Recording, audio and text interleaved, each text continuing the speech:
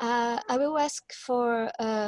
vou falar em português, tem a tradução. Vou pedir para todos aqueles que são...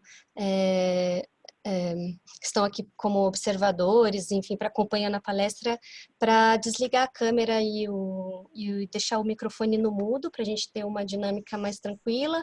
E ao longo da nossa exposição, as perguntas podem ser enviadas pelo chat, e a gente vai passar as perguntas para os palestrantes ao longo do encontro.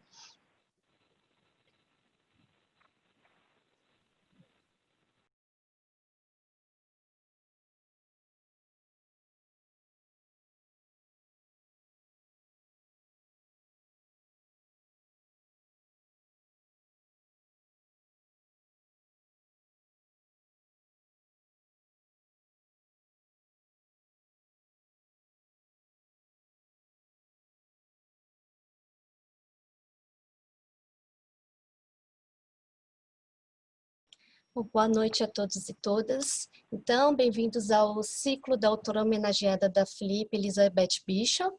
O ciclo é uma parceria da Flip, que é a Festa Literária Internacional de Paraty, e do Sesc São Paulo, que por meio do seu Centro de Pesquisa e Informação já trouxeram para o debate obras como a de Mário de Andrade, Hilda Hilst e Euclides da Cunha. A proposta dessa edição é abordar a obra e biografia da poeta americana Elizabeth Bishop, que viveu no Brasil durante 2 décadas e que é uma das grandes poetas do século XX. Aqui ela constituiu uma parte da sua produção, além de ter divulgado a obra de outros autores brasileiros para o mundo. O ciclo tem a curadoria da Fernanda Diamante, e vão ser 6 mesas de debate, 2 aulas com o tradutor, Paulo Henriques Britto, que também vai estar hoje na mesa com a gente, de abertura, e uma performance.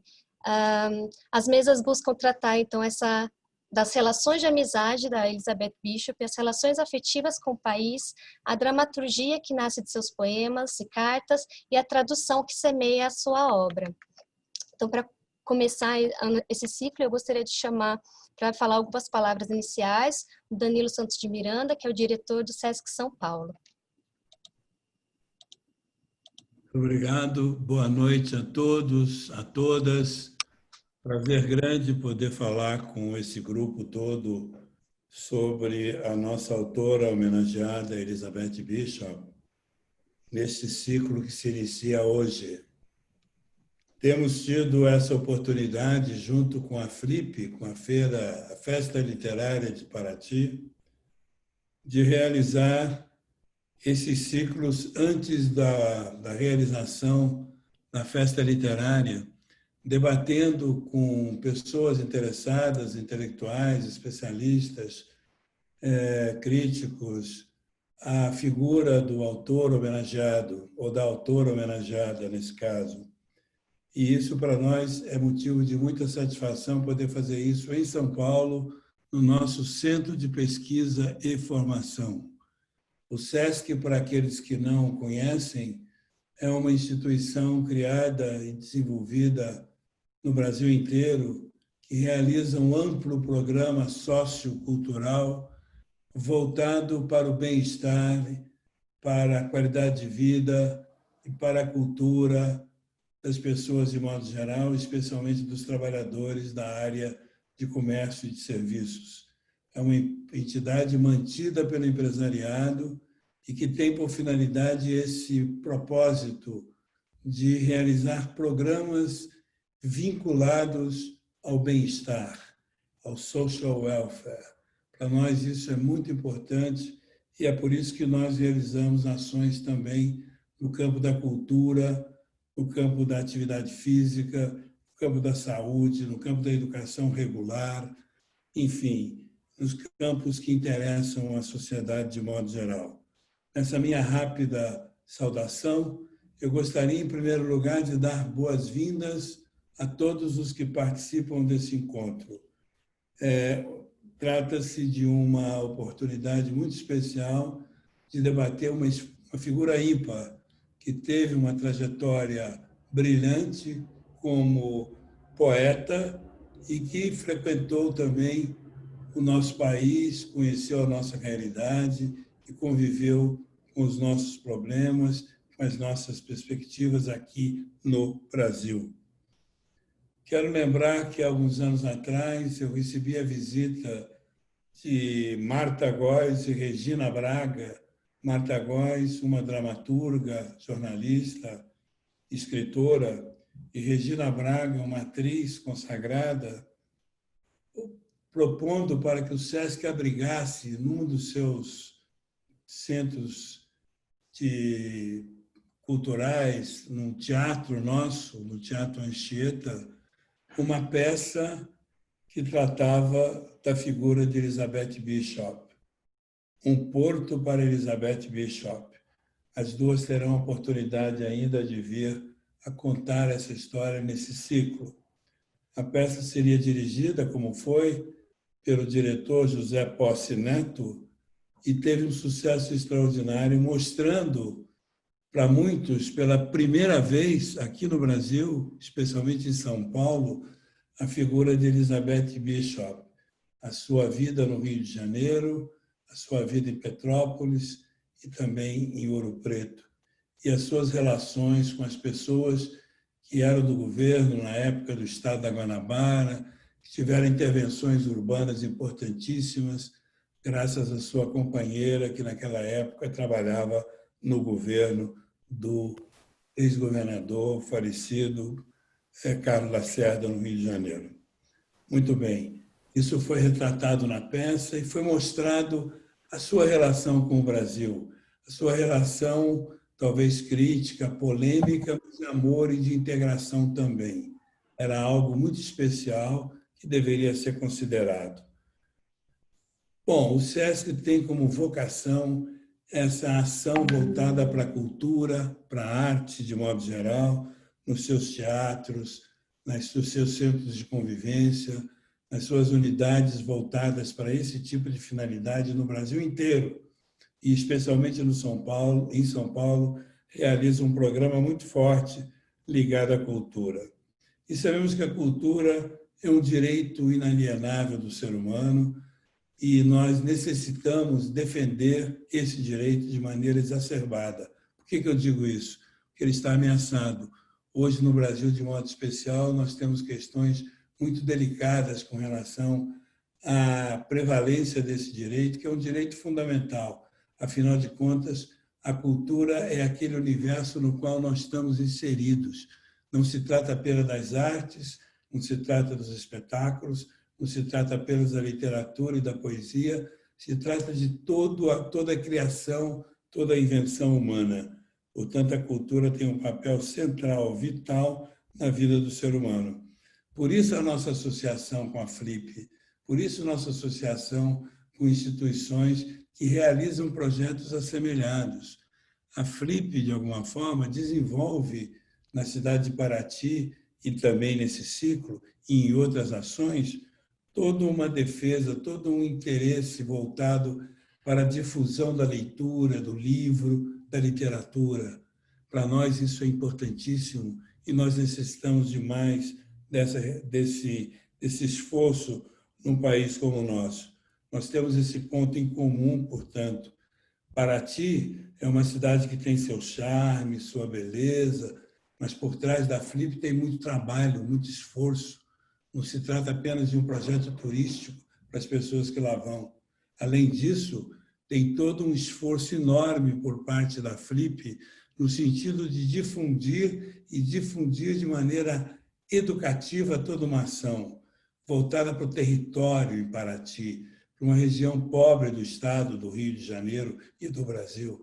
É importantíssimo o trabalho que a FLIP realiza na cidade de Paraty, voltado exatamente para a difusão cultural e a difusão educacional.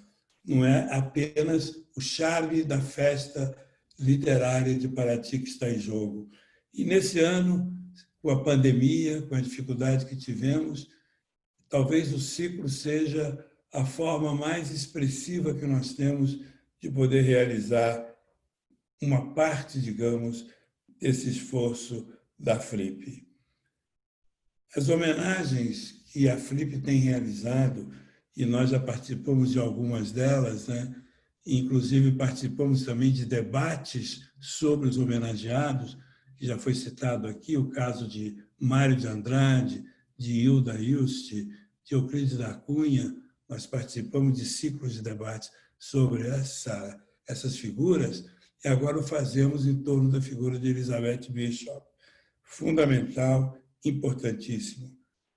Nós sabemos que tem muitos artistas, muitos autores brasileiros que poderão ser homenageados ainda pela Flip.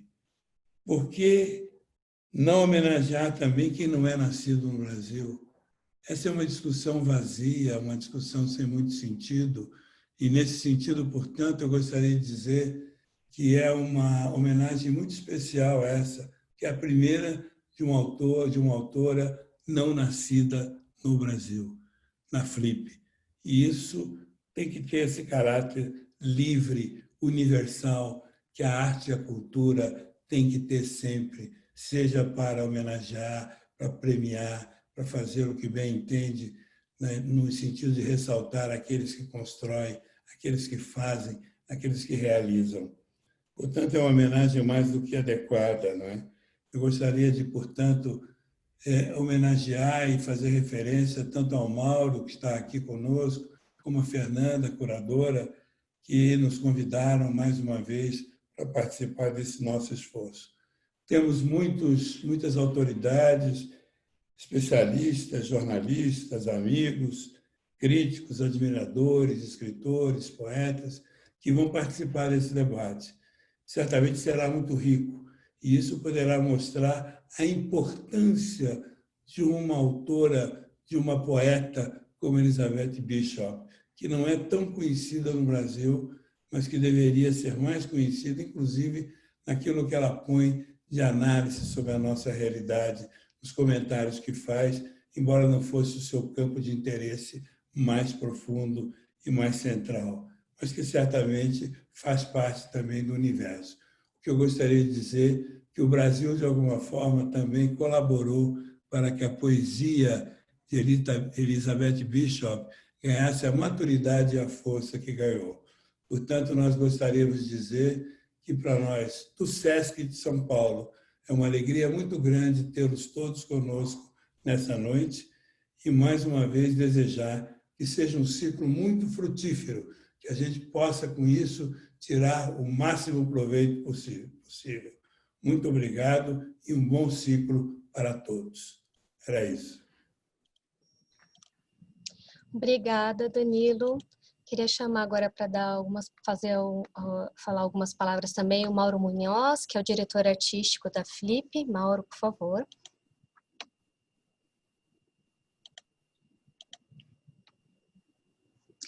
Mauro, seu microfone está mudo. Obrigado, Emily. Boa noite a todos e todas.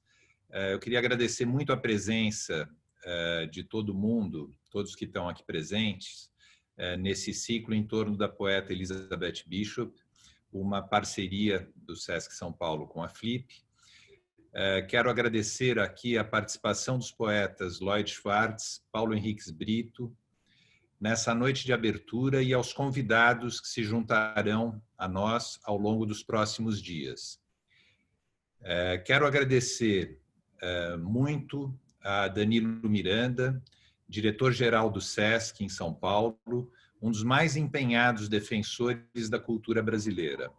A Andréia Nogueira e a equipe do Centro de Pesquisa e Formação, o CPF-SESC, na parceria que viabilizou esse projeto. A equipe Flip pelo entusiasmo e o engajamento de sempre. A curadora Fernanda Diamante pelo brilho e a criatividade nas articulações que tornaram esse ciclo possível. Vai ser muito oportuno poder falar da poesia em um momento como esse, em que a realidade tem desafiado a nossa objetividade. O desmanche não é apenas simbólico, com a produção de ruínas em todas as frentes do conhecimento. É curioso imaginar como a sensibilidade da Elizabeth Bishop teria incorporado os acontecimentos e as narrativas de hoje em sua produção literária, da prosa à poesia, passando por suas cartas tão eloquentes. Esperamos que, ao conhecer melhor a vida e a obra dessa autora universal, que fez do Brasil matéria-prima importante para a sua criação, a gente passe a valorizar ainda mais a força que a cultura tem, a nossa cultura, a cultura brasileira, elemento central para a construção de soluções sustentáveis para os impasses que o país enfrenta. Desejo a todas e a todos um bom ciclo. Boa noite. Obrigada, Mauro. Queria convidar agora a Fernanda Diamante, que é a curadora desse ciclo, também a curadora da Flip deste ano e do ano passado. Boa noite a todas e a todos, espero que estejam me ouvindo bem. Estou emocionada desse dia ter chegado, foi muito esforço, tudo mudou, a gente inventou tudo isso, né? Todo esse mundo virtual em que as coisas passaram. Maravilhoso, porque tem gente que não estaria no ciclo da autora homenageada desse ano se não fosse esse ambiente virtual que está permitindo que pessoas que não moram no Brasil e que moram em lugares distantes estejam aqui com a gente esse ano, e dizer que, repetindo o que o Mauro disse, Danilo, você é um farol e uma força muito importante, não só agora na pandemia, mas nos últimos anos e há muitos anos, mas cada vez mais. Muito obrigada pela sua dedicação, pela sua visão, pelo seu trabalho. Queria agradecer ao Mauro Munhoz e à Flip o trabalho que me dá muito orgulho ter feito a Flip do ano passado e estar fazendo essa Flip, esse começo virtual aqui. Queria dizer que tem um outro ponto que eu acho que é muito forte na nossa homenagem a Elizabeth Bishop, que é homenagear também o universo da tradução, que, para quem consome literatura no Brasil, o Brasil consome muita tradução e é uma parte muito importante do nosso universo literário do livro. Então, eu acho que homenagear a Elizabeth Bishop também é fazer uma homenagem à tradução, aos tradutores, ao grande poeta, tradutor Paulo Henriques Britto. Obrigada pela presença, pela participação hoje. Poeta Lloyd Schwartz, muito prazer, muito obrigada pela sua presença, é uma alegria, é uma honra tê-lo aqui. Aos outros convidados todos que vão participar nos próximos encontros, ao público, às pessoas que estão presentes aqui, obrigada. E é isso, vamos ao que interessa. Obrigada. Obrigada, Fernanda, pelas palavras também. Então, eu queria apresentar as duas pessoas que vão fazer hoje essa mesa de abertura. Com muito prazer, convidar o Paulo Henriques Britto, que publicou 7 livros de poesia e 1 de contos, e também estudou um monográfico sobre a canção popular brasileira e tradução literária, além de cerca de 40 artigos acadêmicos. Traduziu mais de 120 livros, em sua maioria de ficção, mas também de poesia, e ganhou diversos prêmios literários. É tradutor e organizador da obra de Elizabeth Bishop do Brasil. E o Lloyd Schwartz, que escreveu livros e artigos sobre a Bishop, é professor, poeta, crítico e foi amigo da Elizabeth Bishop. Entre as obras de Bishop que editou estão Elizabeth Bishop, Poems, Prose and Letters, da Library of America, e Prose, para o centenário da poeta. Recebeu o Prêmio Pulitzer de Crítica e o Guggenheim Foundation Fellowship pela sua obra poética. Atualmente é o é poeta laureado da cidade de Somerville, em Massachusetts, nos Estados Unidos.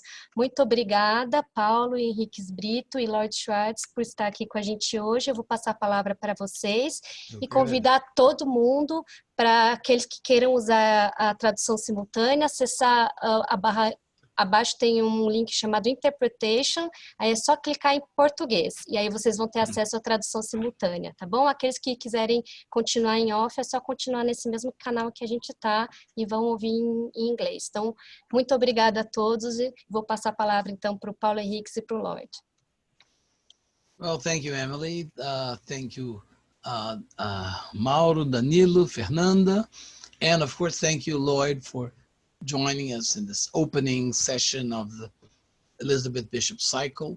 I'd like to present a little further Lloyd Schwartz. He's a poet. He has 3 books and 1 chapbook published of translation. He's also a major music critic. He won actually the Pulitzer Prize for music criticism. And he's also my friend, as well as a friend of Elizabeth Bishop's. And this is maybe you should present yourself, Lloyd Schwartz. Well, thank you everyone for inviting me. It's really an honor to be here, and it's especially it's great to see some of my dear friends in Brazil who are sitting in on this today. And Paulo, what a pleasure to actually get to talk to you. It's been too long. Yeah, 9 years since we're physically present in the same room, right? Right. I have a list of questions here to ask you, Lloyd, but I think the first one, which everybody probably wants to know, is talk a little bit about your personal involvement with Bishop. As a young man, Lloyd was actually a close friend of Bishop in her later phase of her life, her career, when she went back to Boston, which was her home turf. And Lloyd became very close to her. So maybe we should begin with your personal recollections of Elizabeth Bishop. Well, I had loved her poetry since I was in college, and I was introduced to her poetry by my mentor and teacher. When I was very excited that I was a graduate student at Harvard, and Elizabeth Bishop was coming to teach at Harvard, and she gave a reading, her first reading, when she was teaching at Harvard. After the reading, my classmate and good friend Frank Bedard, who's a wonderful poet himself, knew her slightly, and he introduced me to Elizabeth Bishop. And I can reproduce our complete meeting, our complete first meeting, in about 10 seconds. He introduced me to Elizabeth Bishop, and I said, "Oh, Miss Bishop, I am so happy to meet you. I loved your reading. I have loved your poetry for a long time." And she replied, and I can quote it, "Oh, thank you." And then she turned away to talk to someone else. And it took us several years to get to know each other better. She was very careful about meeting new people, and people say she was shy.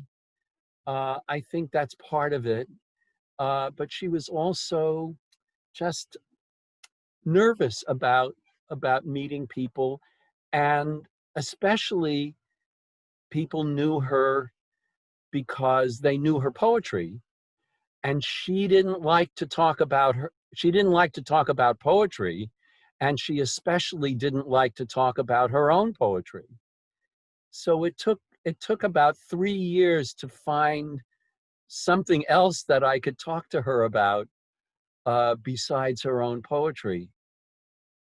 And then it was easier to become friends. I'm sorry? What was that? Well, we got to know some of the same people. So gossip. She loved to talk about other people.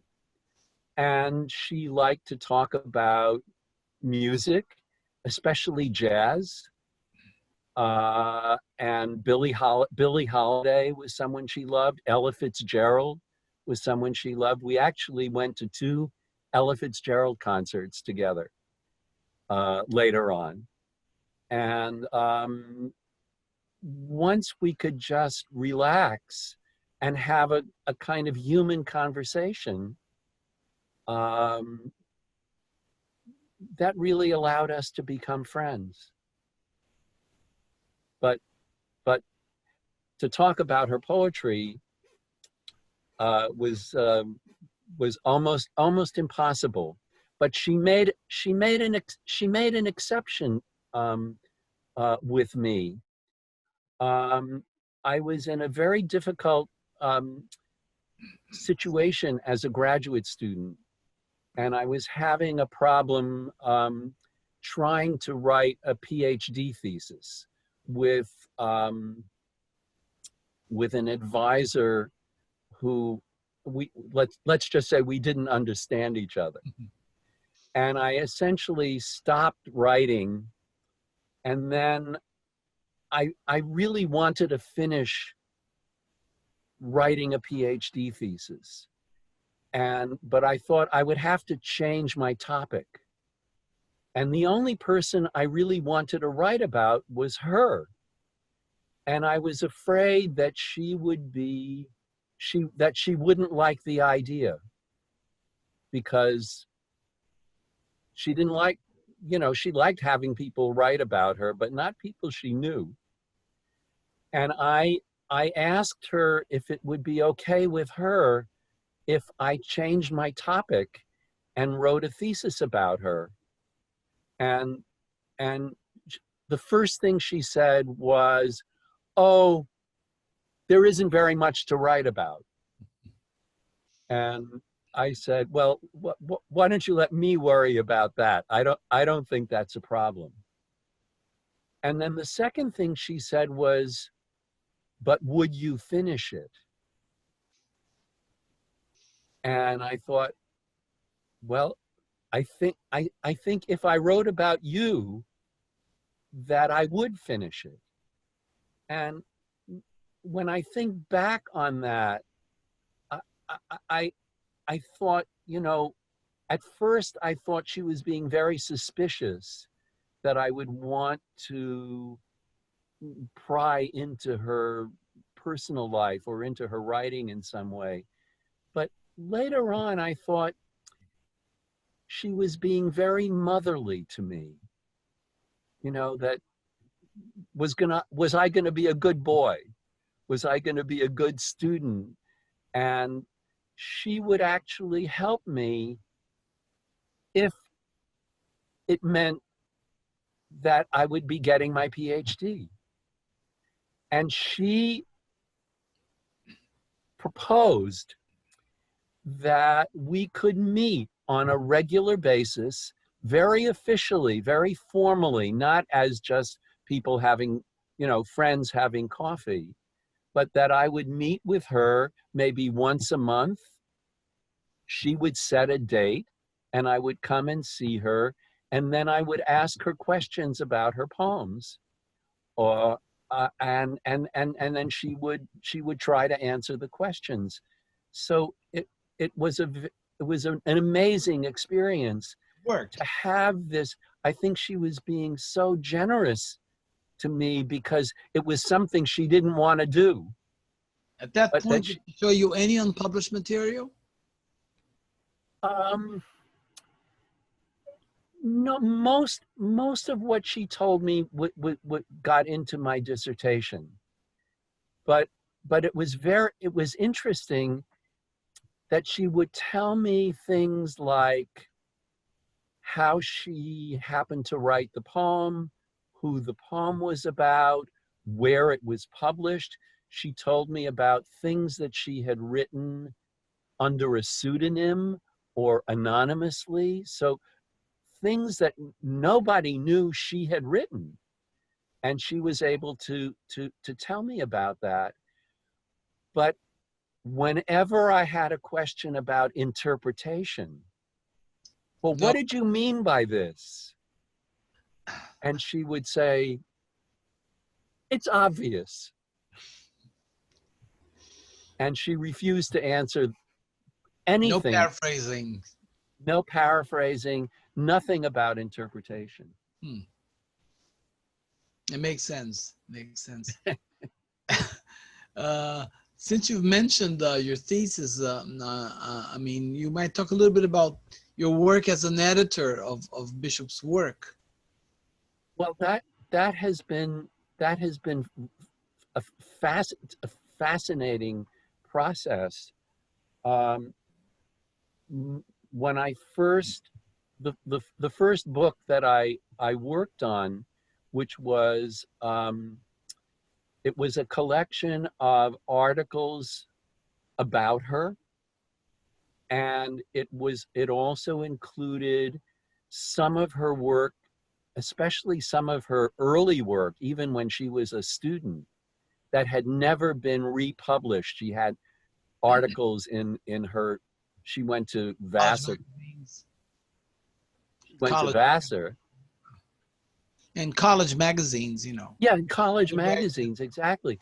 And they were wonderful, absolutely brilliant, beautifully written things that had never been reprinted. And I included those. And she was still alive when I started doing this. And she was very helpful to me about telling me about things that I could use and giving me permission. Did she have cuttings of all those poems and articles? No, she didn't. I had to go to the libraries to find them, but nobody wanted to publish the book. That is, even at the very end of her career, she was not a poet who was, you know, sort of as famous or as popular as some of the other American poets. And the book didn't get published until 4 years after she died. And by then, 4 years after she died, or 3 years after she died, I got a postcard from the poet Donald Hall, a wonderful poet and a wonderful writer. And he was starting a new series of books for the University of Michigan Press. And he wrote a postcard to me and he said, I heard there's a rumor that you have a collection about Elizabeth Bishop. I would like to use that as the first book in my series. And I wrote back to him saying, well, that would be great, but don't you want to read it first? And he wrote back saying, oh, I'll read it, but I really want to start with Elizabeth Bishop. And by 1983, she was just a few years after she died, she was already becoming regarded as someone incredibly important, so that someone who would want to do a series on American poets, of North American poets, would actually want to start with her. Yeah, I tend to feel that the publication of her letters in '95 was a big thing, and changing the way that the public thought about Bishop. That's what she started being thought of as a major artist, major writer. Do you agree? Yeah. Well, it was part of it because she was so little known to the public, except, you know, she published in the New Yorker. Or she was a poet's poet, but not a general public. Right. Yeah. Figure. The poet John Ashbery referred to her as the writer's writer's writer. And but by a so when and especially then when the letters came out, this was a revelation. And the letters are, and she was very interested in letter writing and in letters by other writers. Was a great reader of other people's mail, right? Yes, she was. And she actually gave a course at Harvard in letters, which didn't include her own letters, but she loved. And this goes back to, in a way, to what I was saying earlier about when you asked me what did she like to talk about, and gossip, and that's, you get great gossip from reading other people's mail. Yeah, I myself, my interest in Bishop really began when I read her letters and translated her letters. Wow. I knew her as a poet, but only slightly. It was after the letters that I read it, says, well, this is an incredible writer. Then I actually read her entire corpus, which is pretty small, really just 100 poems. And I realized how great a poet she was. Yeah. Yeah. You could tell. Yes. Yeah. And the reason why I think I hadn't really caught on to her before was that I mostly knew these anthology pieces, The Fish, you know, and so on. Fish. The later poems, which I think are by far her best work, you know, the poems she published on her last years of life. I didn't know any of those poems. They were not as well known as her earliest poems, which are pretty good too. But I think her best work is in her last book. It's very interesting about her later poems, because and I agree with you. I think really some of her very greatest work was in the last decade of her life.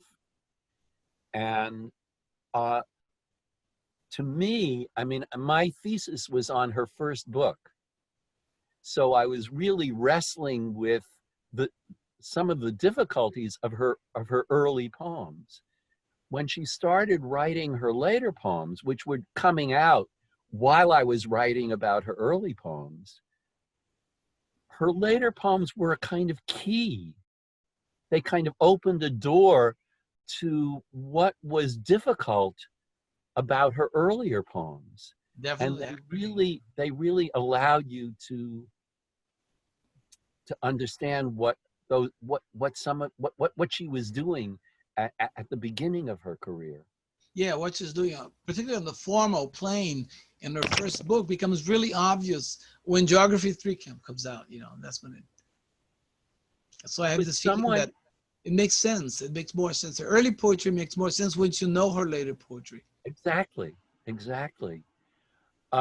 She was someone, and I think this is a challenge for a translator, and I would wish you would talk about this, that one of the things she did, I mean, she was a formalist writer. She was, definitely. But she loved to play with form.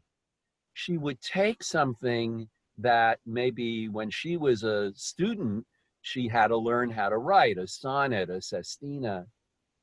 And she would love to play with the form and change it in some interesting way. The double sonnet, you know. The double sonnet, the villanelle, in which she changes the rules. It does. And now that's her most famous poem, One Art. Yeah, and her final poem, the sonnet, which is really a sonnet cut in half, just as the General of Charlotte is a poem cut in half too, you know. Right, and upside down. Exactly, and upside down. First the sextet and then the octet, you know. Yeah, right. That's one of the things that I really love about Bishop, the way she takes a standard form, like the sestina, the sonnet, the villanelle, and she changes it into something different. Yeah. Which is not fundamentally different, but which is not quite what the book says, you know. It's right, exactly. Changes the rules. That's wonderful. That's really wonderful. She was very. I mean, we think of her as such a traditional poet and someone that a lot of us, certainly in the United States, got to know her through our teachers. But she was a very unacademic person, and she was very suspicious about, you know, the rules and studying and following the rules. And one of my favorite stories about her is that, and she was very uncomfortable and nervous as a teacher. I think she must have been a great teacher. I never studied with her, so I don't know. Some of the people who are listening today have actually studied with her, like Megan Marshall. But one of my favorite stories about her is that she would tell her writing students, she was teaching them how to write iambic pentameter, how to write blank verse in English poems. And she told her students that the most perfect line of iambic pentameter in English was, "I hate to see that evening sun go down." The St. Louis Blues, a line in a jazz song, not Shakespeare, not Keats, not Wordsworth, not Milton, but a line from a jazz song. And I thought, I never thought of that. But she's absolutely right. It's a perfect line of iambic pentameter. But tell us a little bit about how you edited her work, about the Library of America book. Yeah. Yeah. Well, so that first book was a collection. It was mostly a collection of what had been written about her. And I asked some people I knew who loved her, like James Merrill and Frank Bedard and a number of other people, to write something new about her. And then there was a section of my favorite, really what were my favorite passages from the work that nobody knew. And so that was the first book. The second book was a much bigger project. That was the Library of America. Mm-hmm. I'm glad you have it. This took a long time to complete, something like 7 or 8 years. And I wanted to, there were several objects. For one thing, I wanted to include as much of her published work as possible. And the other thing was that when her books were coming out, in her lifetime. And then there was a book that was a kind of collected works of all her poems that had been published so far. And she and her editor, Robert Giroux was her editor at Farrar, Straus and Giroux, the great publishing house in New York. And she would play around with, she made changes and he made changes, and especially after her death, he made some changes in the way her books were reprinted. And I wanted to go back to the way her books were originally published. So in terms of her poetry, in the Library of America edition, the books are printed in that edition the way they were originally published. And it even means that the very first poem she wrote about Brazil was in the second book and not in the third book. Yes. And that was that was in her second book. It was included in her second book, and then she put it in her third book with a few changes. And I had to argue for this, but both versions of the poem are in this book. So the poem is the way she first published it in her second book, and then the way she republished it as the first poem in her book, Questions of Travel, the first half of which was all about Brazil. And Arrival at Santos was really her first, her introduction to Brazil. And it ends, we are driving to the interior. And of course, that's exactly what happened in the most profound sense, in the deepest sense. She was a poet who didn't stay on the surface, who wanted to get to the bottom of something, who wanted to get to the interior. And this is what happened in that book, also in Questions of Travel. I just want to say also, especially for this occasion, that she was the first North American poet to really write about Brazil and introduce people in the United States, people in North America, to life in Brazil and poetry in Brazil. And the poems that she translated by the great Brazilian poets, Drummond and Bandeiras, Cabral, Vinicius, all of these wonderful poets, these were all new to people in the United States. And it was an amazing discovery. And, you know, the poems would come out little by little. And then there was this wonderful book, this anthology of Brazilian poetry, which was a revelation to us in this country. About we didn't know what was going on in Brazilian literature until Elizabeth Bishop. And I think she was a great translator, and in the sense that I don't know enough Portuguese to know how accurate her translations are in every moment, but she made those poems, they felt like great poems that we needed to know in her translations. Tell us a little bit about your discoveries. I mean, the poems that you actually found and that you added to this edition here. Well, thank you for asking. My first trip to Brazil was in 1990.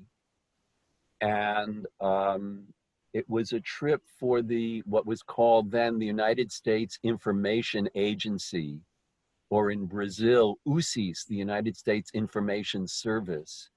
And I came to Brazil as the guest of the State Department, and because I knew something about Elizabeth Bishop, and I had written about her, and I went to, as I recall, 11 different cities in Brazil, and I met many people, and some people said they had some poems that I might not know about.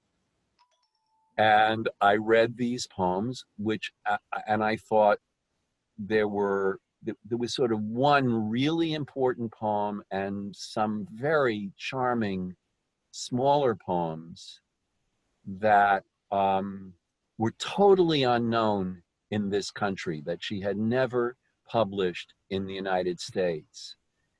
And I came back with these poems, and I wrote a letter to the New Yorker, to the poetry editor at the New Yorker, named Alice Quinn. And I said, I knew she loved Elizabeth Bishop. And of course, the New Yorker loved Elizabeth Bishop. And I said, I just got back from a trip to Brazil where I was talking about Elizabeth Bishop, and I found some new poems by Elizabeth Bishop. Do you think the New Yorker would be interested in publishing the poems? And Alice wrote back to me, Alice, thank you. Alice wrote back to me saying, well, would you like to write an article about Elizabeth Bishop in Brazil? Because I think in this country, we don't know very much about that. And that's what happened. Took a year, but that's what happened. So those were the first poems that Bishop wrote in Brazil that were completely new to me.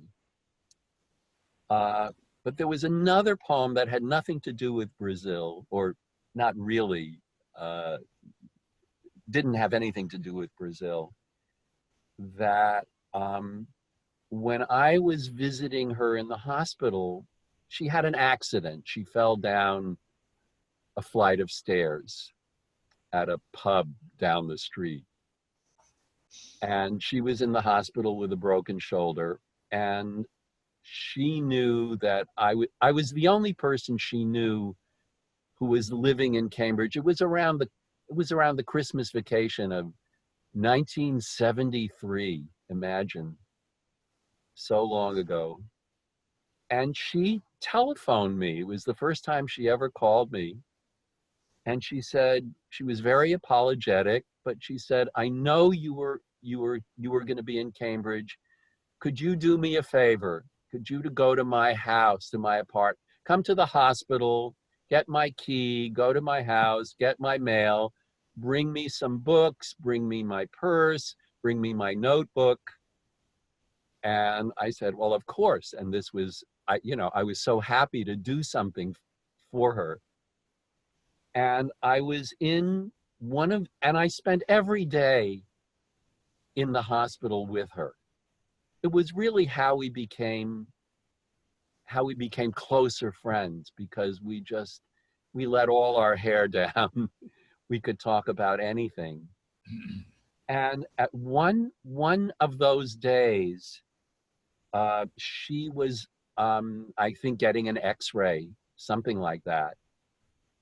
And she left me alone in her hospital room. And I was looking, I had nothing to do, I had nothing to read. And I happened to notice her notebook lying around on the table. And I thought, well, I wonder what's inside. And I opened this notebook, and there was almost the final draft, almost a complete final draft of a short love poem, which I thought was one of the most wonderful poems by her that I had ever seen. And I made a copy of it. I think I had a fear that she might not publish it, that she might destroy it, that I might never see it again. And I had to have a copy of it because I had fallen in love with this poem. And I just wrote down a copy and put it in my pocket. I didn't tell her anything about it. And I had hoped that one day she would publish it. And when she died, by the time she died, she had not published the poem.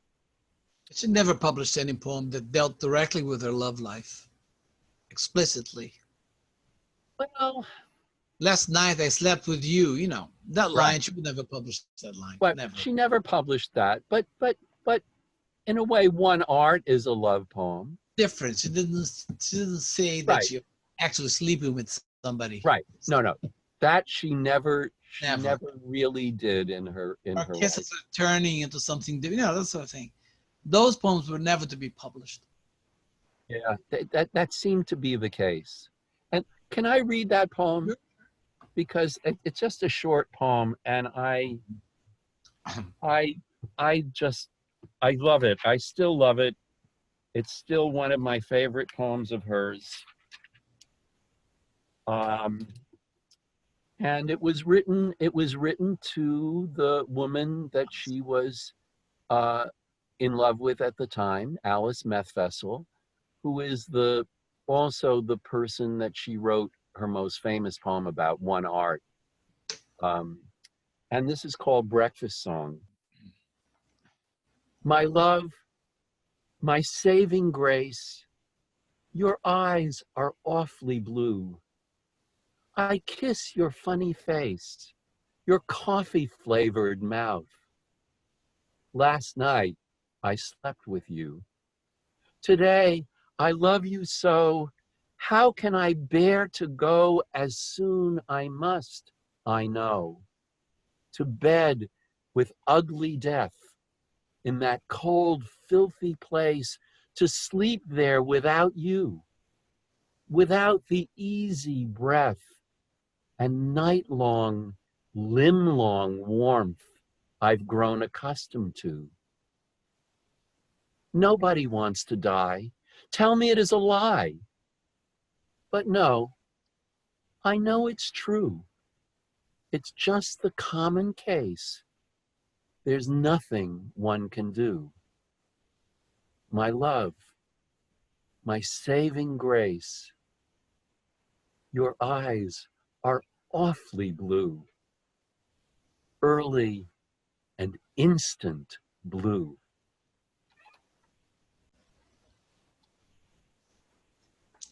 So that one you actually saved from oblivion. No one ever found the notebook that it was in. I have the only copy that exists of that poem was the one that I wrote down while I was in her hospital room.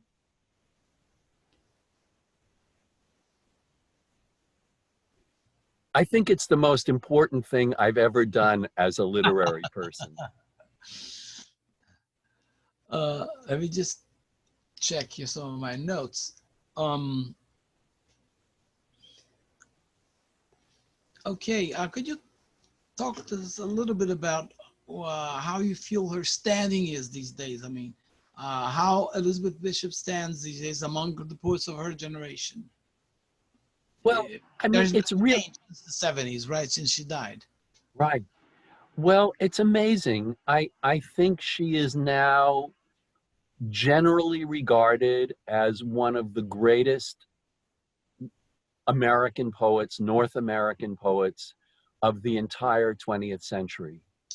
I think nothing would have surprised her more. Her poems are quoted in movies. She is widely read. She is widely debated. She is written about. I mean, there are now 3 biographies, three full-length biographies of her, and there are actually even more shorter biographical works about her. And that she deserves it because she really is a great poet. I think she's a great poet, well, for several reasons, for a lot of reasons. Oh, the major reason that she wrote really good poetry, right? She wrote really great poetry, and there were, the poems refuse to stay on the surface. There's always some kind of conflict or multiple interpretation that she is exploring. She's not a poet who comes up with answers to questions. She's a poet who asks questions and investigates the questions and tries to understand the questions. And then she just happens to be an incredibly beautiful writer. Her poems are so beautifully written. But there's something very deep about her poems. She said, she wrote in an essay that she never finished and never published, but she wrote in the essay that the qualities, the three qualities that she admired most in the poetry that she loved were accuracy, spontaneity, and mystery. These three and I think those three qualities really describe her own work. What's great about it is that accuracy and mystery seem to be entirely at odds with each other. Right. But for her, it was these things, these opposites. You know, Coleridge talked about the power of the imagination being the reconciliation of opposites. And I think this was really true of Elizabeth Bishop, that she looked at the world and saw something very complicated and mysterious that there were no easy answers to. And that's what she was exploring. That's what she was investigating in her poems. I think from the very beginning, and certainly at in the last decade of her life, these very profound and mysterious subjects that she was exploring. I want to ask you a question. I think I can answer it, but I want to see what you would answer to it. Why do you think it took it so long for Bishop to acquire this classical status that she has now? I mean, it was only after she was dead, right? I have my own pet theories, but I want to hear yours first. Well, I think one of the reasons is that she lived in Brazil for so many years. Check. And that she was really not part of the literary scene in the United States, which was mostly male, not 100%, but mostly. And she was very nervous about that. She didn't really especially like that quality, and she lived a very private life, and then a life that was really very far away from the literary world in the United States. And in fact, I think one of the most interesting things about her life in Brazil is that one of the things that she was actually able to do in Brazil, which she could never do when she was living in New York or Florida or Washington, was to write about her childhood. Exactly. And in a way, being as far away from Nova Scotia, from Worcester, Massachusetts, from Boston, from all these places where she grew up when she was just a young girl, certainly before she went to college, that suddenly living in Brazil gave her a kind of freedom to write about these things that she tried but could not force herself to write about before she went to Brazil. Yeah, a major Brazilian critic, Luis Carlos Costa Lima, he wrote that Bishop was all artist, but not an intellectual in that sense.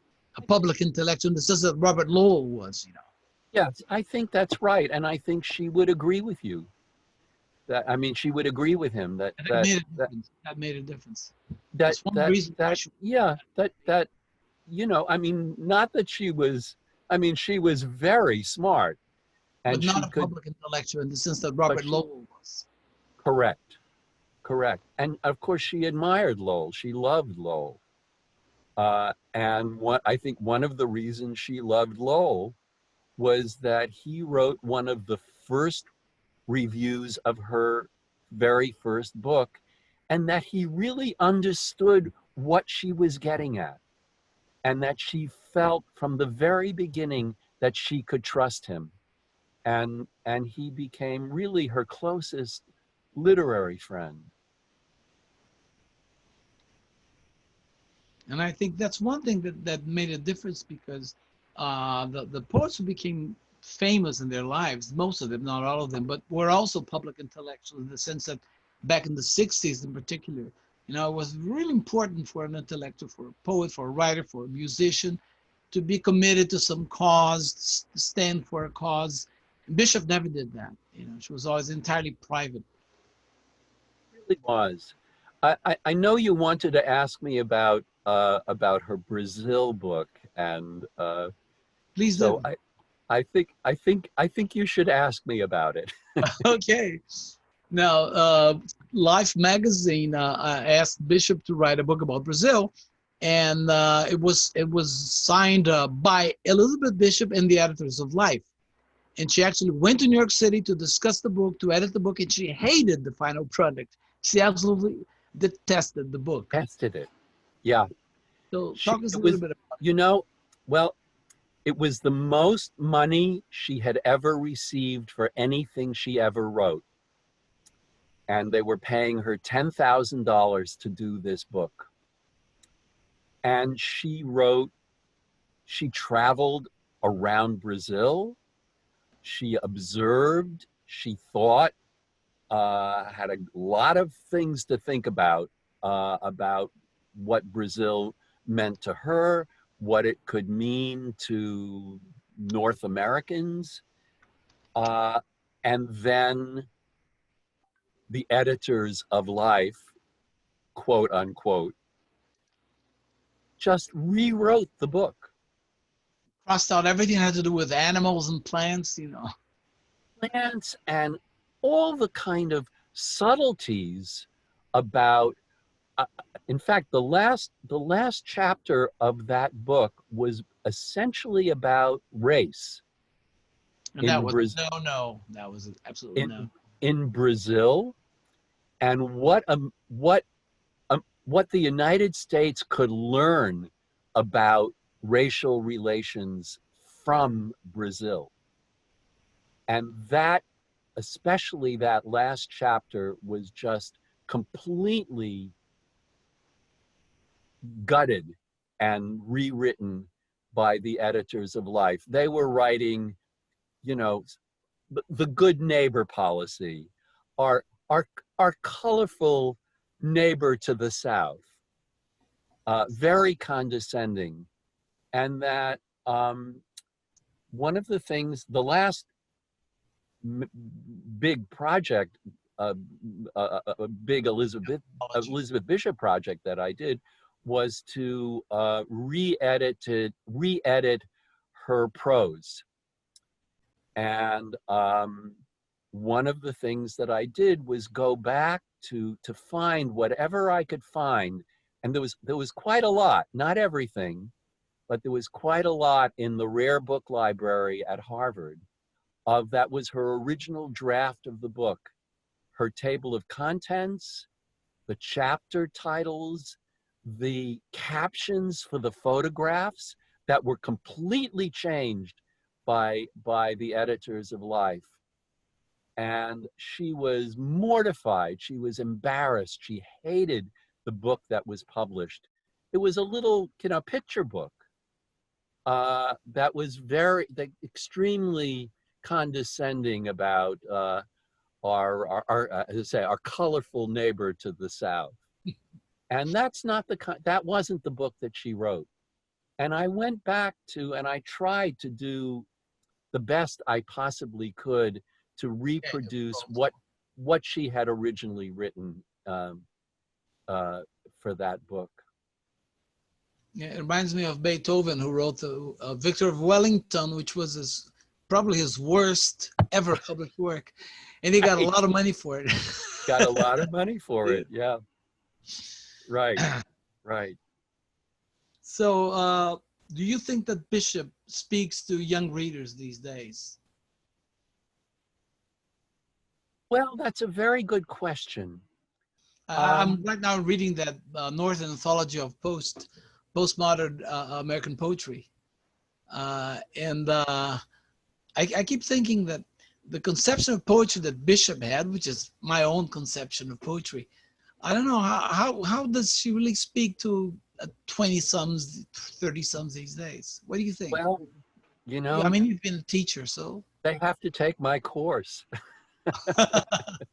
So how do they feel about it? Well, you know, I think the people, the students, the young students who get to know Bishop really love and admire her. I think there's no question about that. But I don't know how many young people are really reading her. Certainly when I was teaching Bishop courses at my university, there were a lot of students who had just never read her at all. And I'm not sure I know the answer to that. I think I'm too old to answer that question. We are. Well, I teach this modern poetry at PUC, an undergraduate course. We begin with Poe and Whitman and Baudelaire and Dickinson, and we ended with Bishop and Auden. And the last poem I read in the course was Crusoe in England. And I think the students, I mean, it was all on Zoom, you know, because of the pandemic. But my impression was that the students were really, they says, well, this is good poetry, you know. I realized it was certainly the people who read her, the young people who read her, I think are really kind of blown away. But that not all of the young poets these days are reading her. They're kind of reading each other. Yeah. Which is not so bad. Okay. Which is what they did too, what her generation did too. So. Right. Let me just make a little station break here. If anyone wants to ask questions, you can use the chat feature. You can see there in the bottom of the screen, and you can send us questions, okay? There's a little chat thing there, right? And yes. Emily is going to field the questions and pass them on to us. That would be great. That would be great. I would love that. So, personally, on the personal level, what are poems that really affect you? The poems that really mean a lot to you? Well, the first poem by her that I ever read is still one of my favorite poems and what I think is one of her greatest poems. And it's the poem called The Man Moth. The Man Moth, yeah. And it's a kind of fantasy, it's almost Kafka-esque, about an imaginary creature who lives underground and then who climbs up from the subways, who rides the subways backwards, and then who climbs up the buildings, and who thinks that the moon is a hole in the sky, proving the sky quite useless for protection. And I think it's her first really important poem about being an artist and being someone who, you know, doesn't fit in with the rest of the world, who rides the subways backwards. And I still love that poem. And the one gift that she says at the end of the poem, the one gift that the man moth offers to anyone who will ask is his one tear. And, you know, that breaks my heart whenever I read it. Yeah, it's a big difference, I see, between her poetry and Marianne Moore's poetry, which was, of course, really important to her, is the fact that Marianne Moore is always very careful not to involve her emotions, to stand back from her emotions. And Bishop, even though she hardly ever becomes sentimental, she's terrified of sentimentalism, but she always tries to say, well, this is what it feels like, just what I'm seeing, this is what I feel, you know. She does it in a very edgy way, in a very slanted way, but it's always there, like the tear at the end of that poem. Well, one of my favorite Bishop poems is called In the Waiting Room. And it was the first poem of her last book. And great. In that poem, I mean, it was just amazing. She says, she's a young girl just about to turn 7. in the dentist's waiting room, waiting for her aunt. And she says, and she's looking at the National Geographic, and she says, "You are an I, you are an Elizabeth, you are one of them." And it's really, it's a poem. She's around 60 when she writes the poem, but she's writing it in the voice of her soon-to-be 7-year-old child self,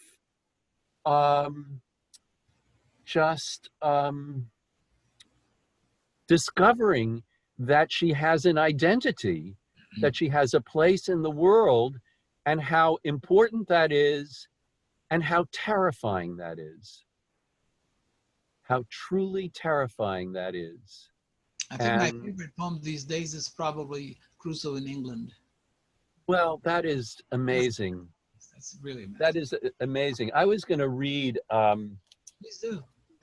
Just a couple of lines. That's one of her longest poems, of course. Yeah. But let me read a few lines from Crusoe in England, because I think they're very autobiographical lines. "I'd have nightmares of other islands stretching away from mine, infinities of islands, islands spawning islands, like frogs' eggs turning into pollywogs of islands, knowing that I had to live on each and every one eventually, for ages, registering their flora, their fauna, their geography." And that's kind of the story of her life. Can I read that? Can I read the translation of that part? Please.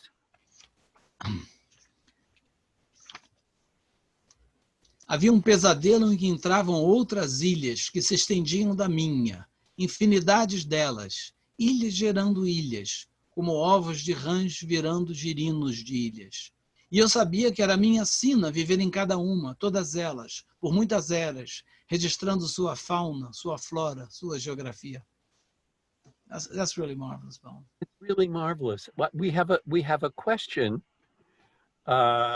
about the shampoo and Crusoe in England, and about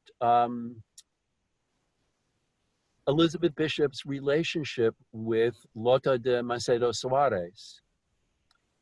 And well, there is the shampoo, is her first love poem, very indirect, of course, but her first love poem to the woman in Brazil who she fell in love with, whom she fell in love with, and who fell in love with her, and was her reason for staying in Brazil.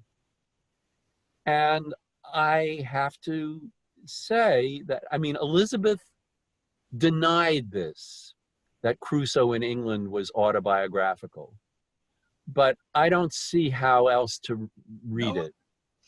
She And actually mentions Crusoe in one of her letters when she begins her stay in Petrópolis, when the house has no electricity or anything. She says, "I'm like Robinson Crusoe." I mean, it's right there. Yeah, there it is. I'm like and Robinson. that when you know, at the end of the poem, when Friday dies, Yeah, it is heartbreaking, and it's why it's you know, if that isn't autobiography, I don't know what is. yeah. It's not in the straight sense that it's, you know, like spilling the beans or anything. It's a recreation or artistic recreation of a profound Exactly. experience. It's what you can do in a poem. Exactly. It's an extended metaphor that is of incredible richness. Yeah. There's another question there. Several questions. The shampoo, about frequent themes in Bishop's poetry. How would a poetry be if she had never lived in Brazil? That's a tough question. Oh God! Thank God she went to Brazil. You know, who knows? Because one of the things that I was saying before was, who would have guessed? I mean, she wrote a lot of poems about Brazil, and she translated a lot of Brazilian poets and prose writers. But it also, she was finally liberated enough to write about her own childhood in New England and Nova Scotia. So who knows? How can, you know, it's really unimaginable. I hope she would have become a great poet anyway, but I can't imagine her life and her writing life. Well, I imagine she would go back to Key West. She would try to stay, you know, on the closest thing to possible thing to a tropical island, which is far from sort of New England and Nova Scotia, you know, the polar opposite of what she was brought up into. Yeah, she did spend some time in Mexico. She met Neruda, whom she really liked. She didn't. There's only one poem that I am aware of that that she wrote about Mexico, and it's the last poem in her first book, called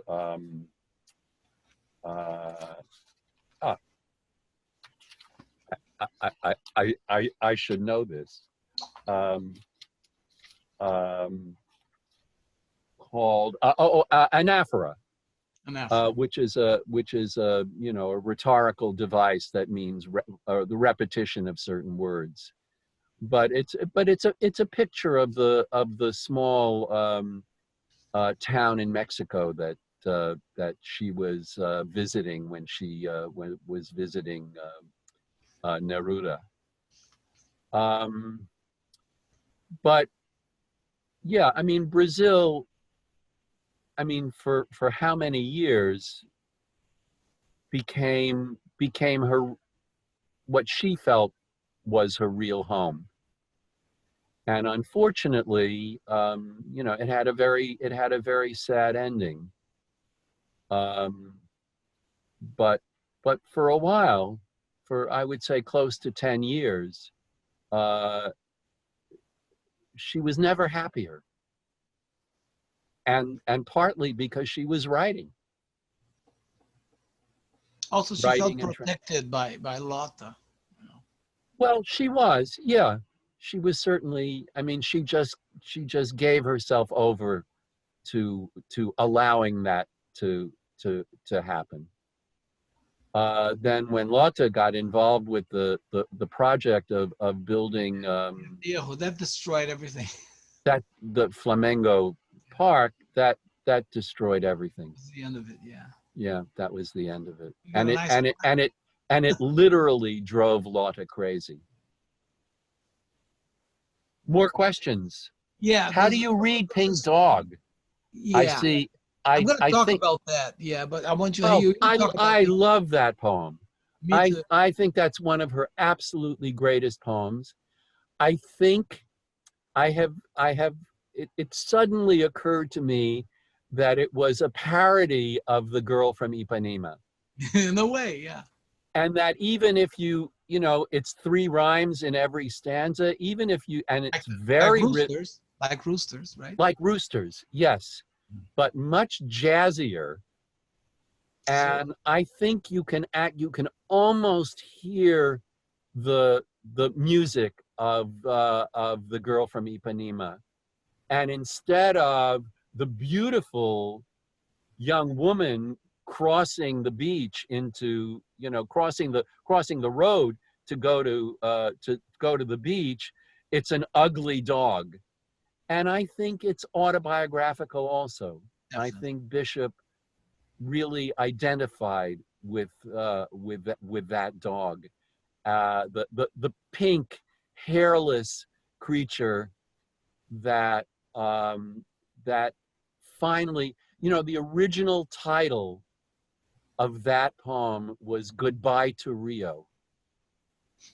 And she spent a very long time working on it, and it was the last poem she ever completed. It wasn't the last poem she ever started.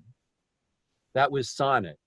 But it was the last poem that she ever completed. Which is another of my favorites, sonnet. I love that poem, absolutely. And so do I. So do I. I read that. I read sonnet at Elizabeth's memorial, and that was a great honor for me. I think, I'm going to say something odd about sonnet. Oh. I think it is the most autobiographical poem that never uses the word I. Good definition. And again, it revisits the man moth. It revisits the gentleman of Charlotte. Yes. Split features. Sure, goes back to her earliest poems, but it's really the story of her life. The final word of the poem, I think, is significant. Obviously. Well, she said the final word of the poem, the final line of the poem is flying wherever it feels like gay. And she said, she was very explicit about, she was gay, she was lesbian, but she said she was trying to restore the word gay to its original meaning. Oh, well. And she failed. Oh, a question I would like to ask you, really. The rainbow, of course, is present in the fish. It's present in Under the Window, but the rainbow is there too. My question is, back then in the mid-70s, late 70s, was the rainbow already associated with the gay culture, with the gay political stance, queer politics? That's a very good question, and I maybe just beginning, but not especially. I'd actually never really thought about that before, because I think of, she knew that the most famous line she ever wrote was rainbow, rainbow, rainbow. Rainbow, exactly. And that in that poem, in The Fish, you couldn't find anything by Elizabeth Bishop in an anthology that didn't include that poem. And I think she is very much looking back at her earlier work. Yeah, that's the way of reading it. Under the Window, Ouro Preto also has rainbow. That wonderful, the little fountain under that. Dave window. Hoke is saying that rainbows became gay in late 70s, so maybe she had that in mind too. Yeah, well, we will never know. You never know. Just keep guessing, All right. Do we have another question? Yeah, Dave Hoke has a question about challenges in translating, but I'll reserve those to I'm going to do 2 lectures on Bishop's poetry, and I'm going to mention problems in translation too, though. So I want you're the star tonight, Lloyd. Oh, I don't know. Yeah. Co-star. I'm the straight man here now. Co-star. Okay, one I skipped here. Could you list some of the most frequent themes in Bishop's poetry? We already mentioned the divided creatures and, Yeah, there are a lot of animals in her poetry, and animals that she identifies with. There's even a prose poem called Rainy Season Subtropics, Toad, which is the toad, the giant snail, the giant crab, and she is very autobiographical in those poems, as she is autobiographical in Pink Dog. Roosters, not so autobiographical. It's a poem about the war. Yeah, it's really a poem about the war.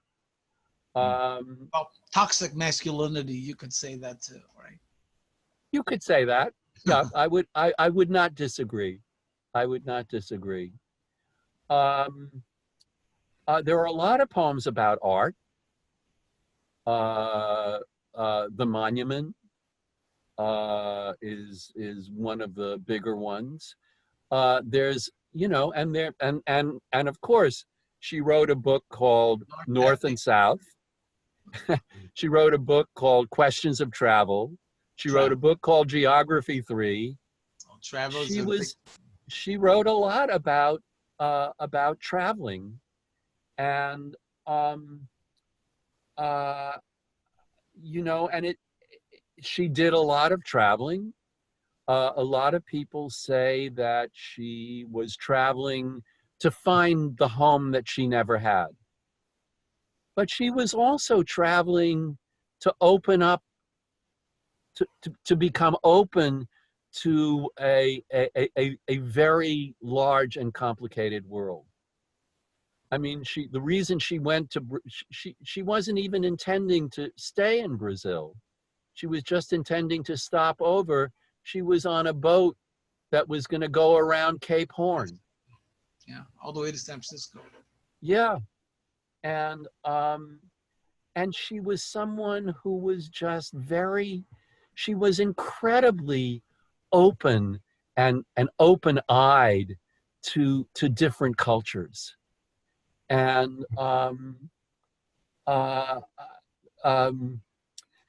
Robert Lowell once introduced her at a reading that she gave at the Guggenheim Museum. And he introduced her as the famous I, E-Y-E. And her response was, the famous I will now put on her glasses. Another one for you here, Lloyd. Do you think translating Drummond may have inspired her to think about her childhood? Or was it the other way around? That's my addition here. Yeah, no, I think that is part of it. And though I think the thing that mostly inspired her to write about her childhood was the Minha Vida de Menina, what is called the Diary of Helena Morley in this country. And this was the diary, an actual diary that was becoming a kind of bestseller in Brazil in the 50s. That was a diary of a young. Never been out of print all these years. Yeah, yeah, and I've never read it in Portuguese, but I have read it many times in English, and it is absolutely charming, and it is the child, the kind of rambunctious, almost tomboyish young woman that Elizabeth was when she was living on her grandparents' farm in Nova Scotia. And it was the kind of the childhood that really reminded her of what her own childhood was like. So that I think more, but Drummond certainly, I mean, she loved those Drummond poems. And I think they didn't know each other very well.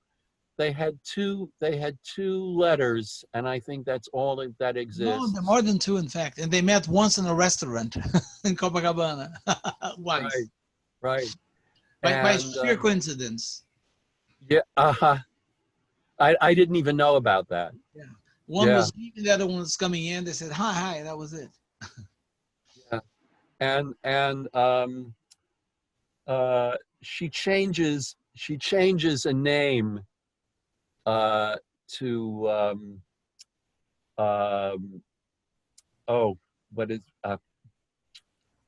Drummond uses the name Mondo Vasto Mundo. If I had been called Raimundo, and she's looking for a rhyme, and she can't find a rhyme for the English name Raymond. So she changes it to Eugene. If I had been called Eugene, that would not be what I mean. And I actually had an interview when my first trip to Brazil, and someone was complaining about how dare she change this rhyme so completely. And in fact, there is a letter. And she asks Drummond permission to change the name, and he gives her the permission. And I think to me, it's extremely interesting that Raimundo has the word world in it, and Eugene, it's the biggest thing imaginable, and Eugene has the smallest thing imaginable. It has a gene. And it also contains the word eu, which is I in Portuguese, right? Right, yes. Emily has a question. Yes. She wants you to say something about the Brazilian poets that you really liked. The Brazilian poets that Bishop liked the most. Yeah, well, Drummond, definitely. Personally, I think she was half in love with Vinicius, as I think almost every other woman in Brazil was at the time, and probably some men too. No, she really liked. She was not so crazy about Bandeira, although she translated some. João Cabral de Melo, she liked very, very much. But she really... Cardozo too, she did some translations of Joaquim Cardozo. And Cardozo, yes. Yeah. Yes. But she really liked the poems that she translated. And she worked very hard on those. Patricia has a question for you. Yeah. Was there any woman poet that you really liked? She hated the expression woman poet, but yeah, she hated the expression woman poet. Marianne Moore. And Moore, definitely. Marianne Moore, and that was, she did not like Sylvia Plath. She did not like Anne Sexton. She was on friendly terms with Adrienne Rich, and she was sort of impressed by Rich without really loving the poems very much. And I have one Adrienne Rich story.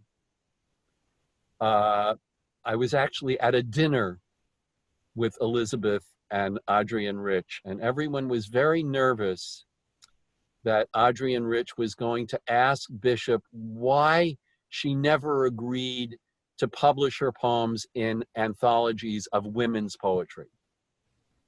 And Elizabeth was very explicit about not wanting to do that. She said when she grew up, women's anthologies were mainly, women's poetry, and that she didn't see why she should change her mind.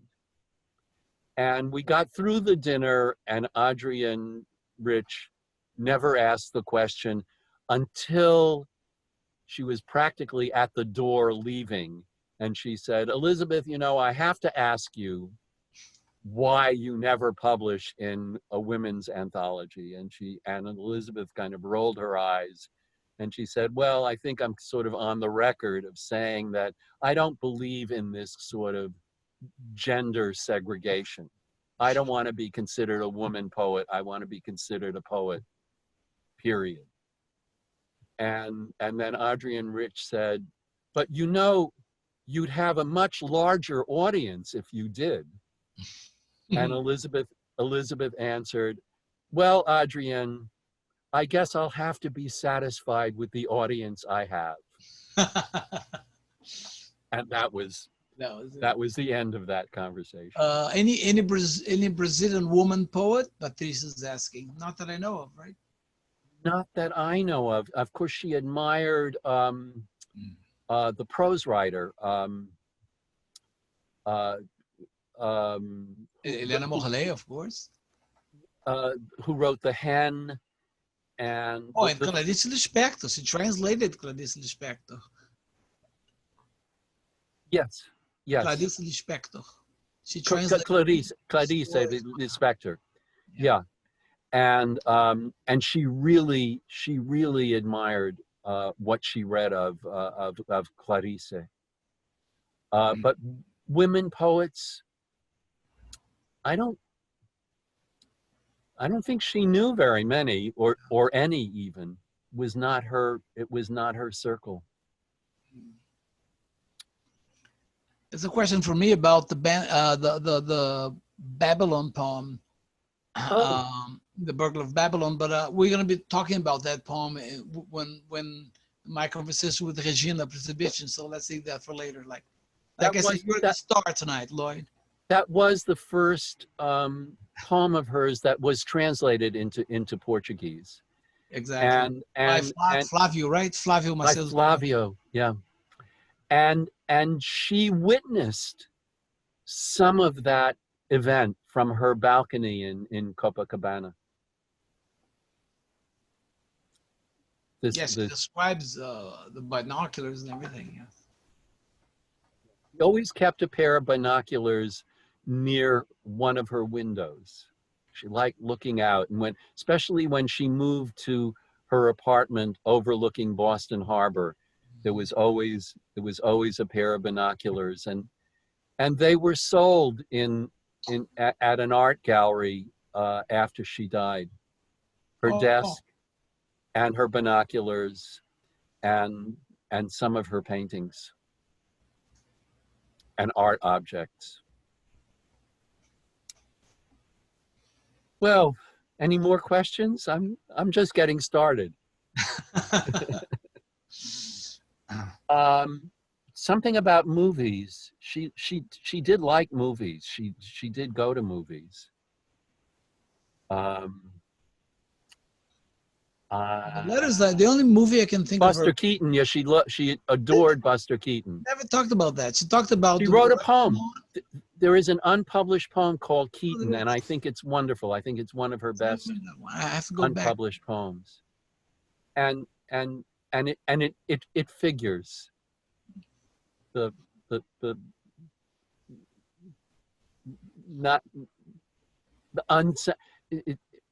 It ends, I am not sentimental. Mm-hmm. And she was also a pretty good listener of pop music.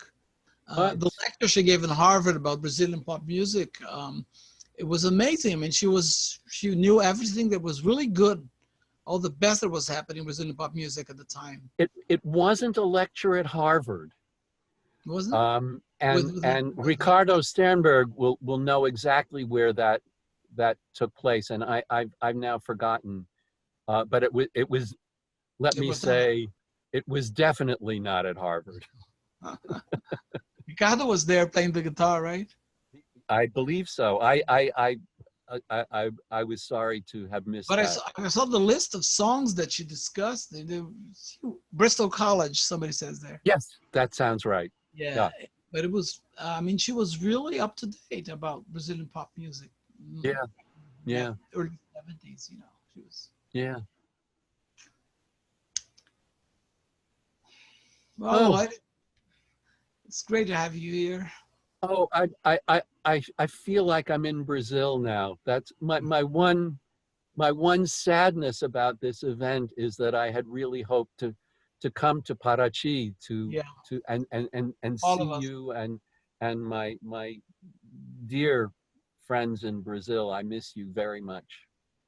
Would you have a final statement on Bishop you'd like to say, you know, like the gentleman? No, but I am quoted as saying, you know, the final line of Gentleman of Charlotte. The president is saying. Right.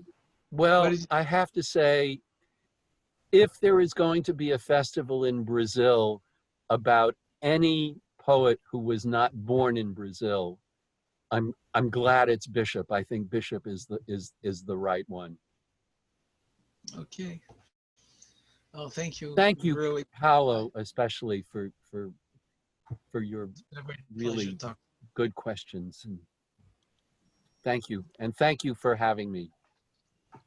Thank you, Lloyd. Thank you, Paulo. Obrigada pela presença de todos e todas. Quero convidar vocês para amanhã estarem aqui nesse mesmo horário, às 6h30. E a gente vai ter essa segunda mesa desse ciclo com a Marilene Felinto, a Alice Santana e a mediação da Fernanda Diamante. Agradecer mais uma vez a presença de vocês. Lloyd, thanks so much. It's a pleasure to hear you. I was going to say the very first sentence in Portuguese I ever learned, which was taught to me by Regina Presbycian, who was watching, was prazer estar aqui com vocês. Prazer é nosso. It's our.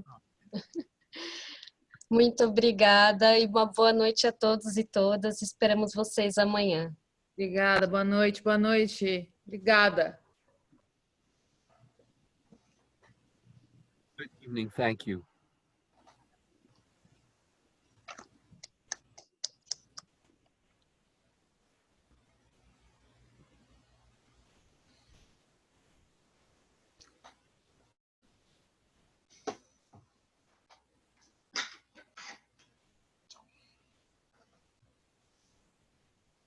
Tchau, Andréa.